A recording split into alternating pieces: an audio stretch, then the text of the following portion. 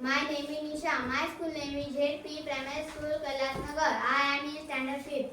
Tradition, TRADITION tradition. Tradition म्हणजे परंपरा. heritage, HERITAGE heritage. Heritage म्हणजे वारसा. monument, MONUMENT monument. Monument म्हणजे स्मारक. freedom, FREEDOM freedom. Freedom म्हणजे स्वातंत्र्य. struggle, STRUGGLE struggle.